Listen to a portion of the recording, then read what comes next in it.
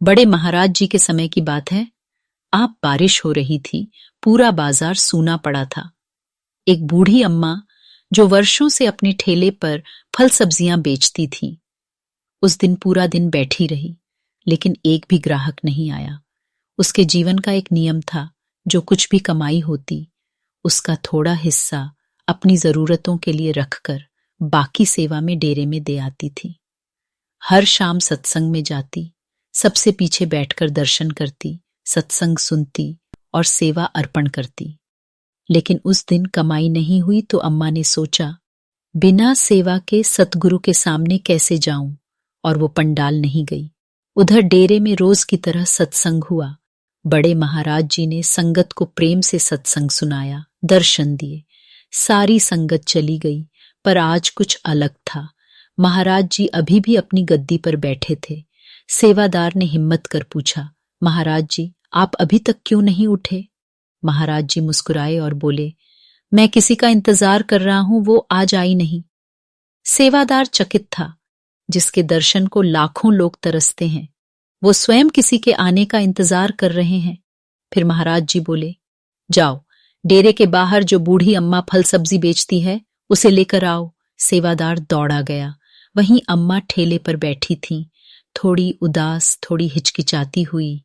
उसने कहा, बेटा आज सेवा में देने को कुछ भी नहीं है, क्या लेकर जाऊं?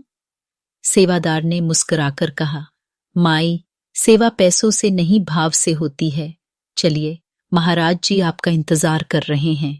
अम्मा के पांव जैसे खुद ब खुद चल पड़े, तेजी से पंडाल की ओर भागी। जब पहुंची, पंडाल खाली था, केवल महाराज जी गद्दी पर विराजमान थे और कुछ सेवादार। अम्मा की आंखें छलक पड़ी। वो कांपती आवाज में बोली, महाराज जी आज कुछ भी नहीं बिका, सेवा देने को कुछ नहीं था, इसलिए नहीं आई। और उसने कांपते हाथों से जेब से एत का सिक्का निकाला। महाराज जी मुस्कुराए और बोले, माई तुझे किसने कहा कि हर दिन सेवा जरूरी है? मालिक को धन नहीं भाव चाहिए, उसका खजाना भरपूर है, लेकिन जो प्रेम से 1 रुपया भी दे, वो करोड़ों से बढ़कर है।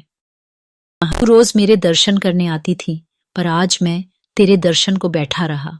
अम्मा फूट फूट कर रो पड़ी और वहां मौजूद हर सेवादार की आंखें भी नम थीं। संगत जी, सतगुरु अगर सख्त होते हैं तो वह भी हमारी भलाई के लिए, और अगर करुणा बरसाते हैं तो भी हमारे उद्धार के लिए। हम उनकी लीला को समझ नहीं सकते, पर हां, हम भाव रख सकते हैं, श्रद्धा रख सकते हैं और अपना प्रेम अर्पण कर सकते हैं।